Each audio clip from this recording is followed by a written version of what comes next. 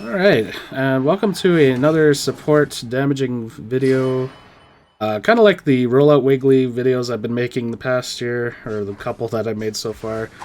This one is primarily focused on the Draining Kiss Clefable build with Follow Me, and employing the new Drive Lens item, held item, along with the usual special attack spec stacks from scoring, and the energy amp just for extra damage and cooldowns. Just proves to be ever so good, even to this, even before the drive lens.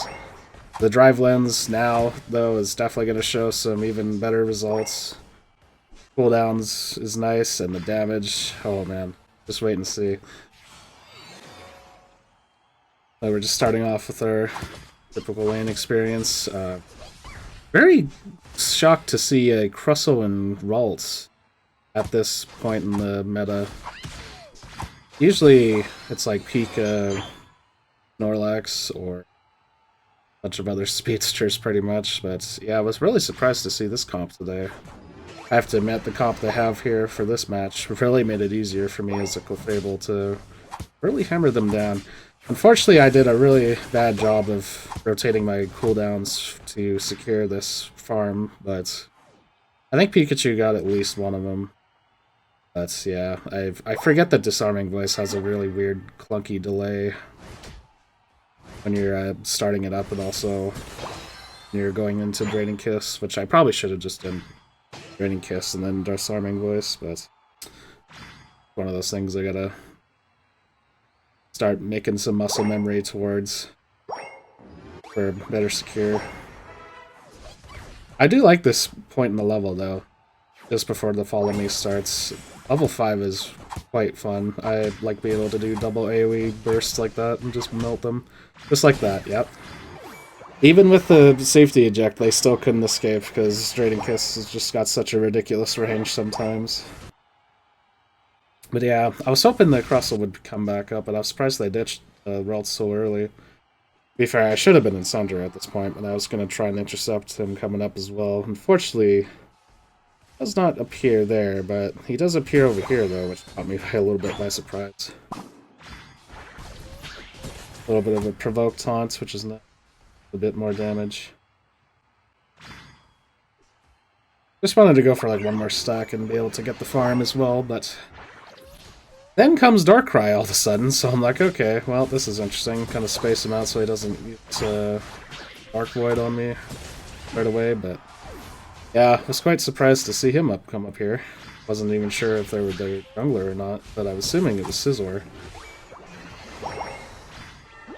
So then, yeah, just kind of keeping them busy. I should have, you know, as a proper teammate, I should have gone bot by now, but they just kept coming up here, so I'm like, you know what? We'll just keep them busy. I mean, bot lane didn't seem like it was in trouble. I keep always darting onto my mini-map, and they were just kind of just chilling, and they weren't really dying too much, although the Singular's taking a lot of there, but tried to go for an eject kill. Unfortunately, I overshot the eject. Unfortunately, am not the greatest when it comes to fly ejects, so something I gotta practice for sure, because I don't play that very often on Talon, and I don't get it very often with Clefable either. I usually get like block or Hydro Pump or the punch move close combat, or I'm not even sure. It might be close combat. But I know she has like Hyper Beam, Explosion, Splash, Block, Fly. Yeah, I'm not sure what the punch is. If anyone knows, yeah, feel free to comment on what that is. I'm assuming it's close combat, but I could be wrong. Guardy makes an appearance. Try to get some healing back on the Wild Mons, but just decided to go for another one there. Pretty much full, right back up to full health. That's the really nice thing about this build, is I really like not only the AoE burst damage that you can do with Draining Kiss all-rounder kind of Clefable, but being able to do so much ad clear and being able to get so much health back instantly, as well as do some healing to your one ally or two, or whatever it does. Yeah. I was just imagined it does one, but here we go for a really big fight here, just going straight onto the enemy team, and then Follow Me, Draining Kiss. And combined efforts of the team is just too much. Just melts them into oblivion. Almost got a triple there, but I was just a bit short on time. Really nice top push there.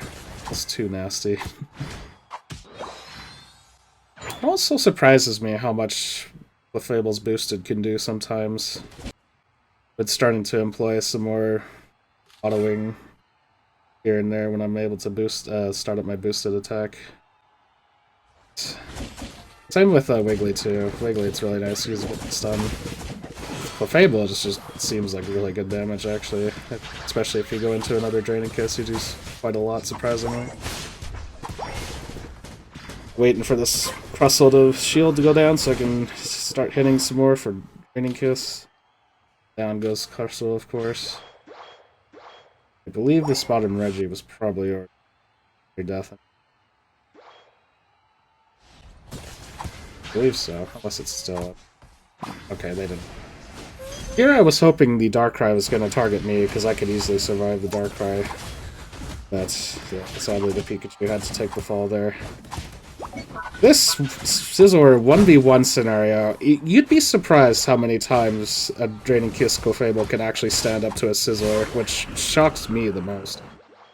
Because I always think Scizor would usually beat Clefable in a one fight.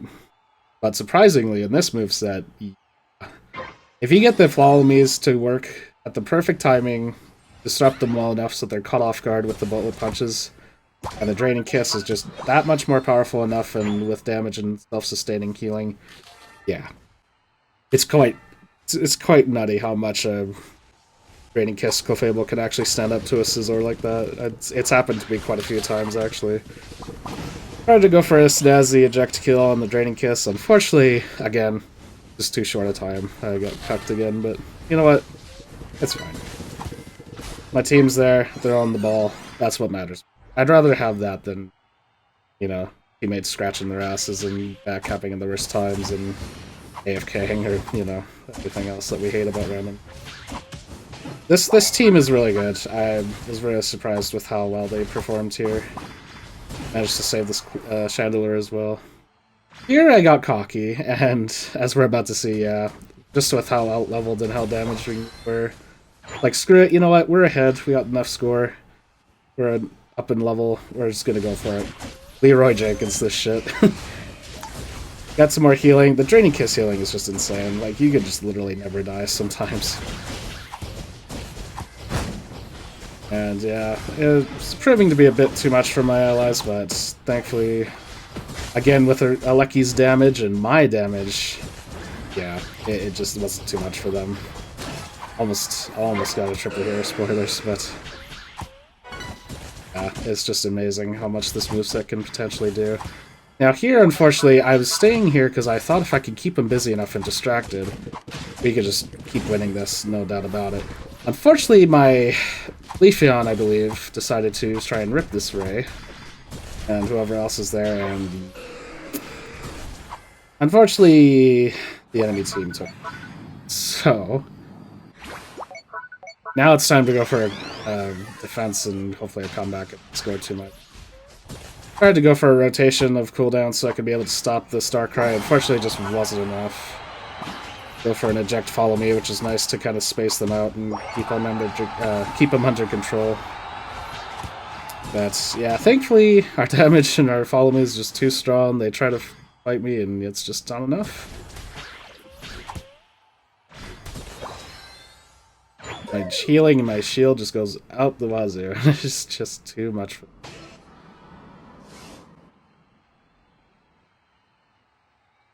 Here, I try to go for a little sneak cap.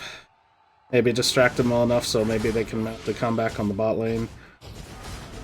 Dragapult making really good rip on this Ray shield, but started a surprise attack, and this Hydro Pump, oh my goodness. The damage on this Hydro Pump with the stacks on this squishy attacker is quite... I was really shocked to see how much damage it did. And also to be able to rip the shield pretty much instantly is quite insane. Bot lane not making the most greatest scores, but you know what? It's just enough with 110. I think that was good enough to come back from a yellow struggling. Darkrai choosing me, of course, but yep, the shielding and healing is just too much again. Almost killed him as well. Actually, no, he was still pretty up there, but yeah. First and only death of the game. 38 seconds res timer was just crazy to see that on a Clefable, or a support in general. How often do you see supports have that long of res timer? Like, really? Now we go for the final score. Or the final results, rather. 10, 10, and 1 death. Such a clean game. And there's the damage ratio, and yeah, it was kind of insane how much percentage overall. Almost nearly triple 90k. And pretty much, yeah, cleaned house. It was such a good match. I just couldn't believe the results of this one. Here's my previous results, my previous records for damage right now. Yeah, nearly outdid that, but the amount of shields, the amount of damage taken and recovery was really impressive in this. Very happy with the results for this game. I hope to do more support videos like this, and hopefully with more variety as well. So, thanks for watching, y'all. We'll be back again with some more. Thank you, and stay tuned. Thank you for watching.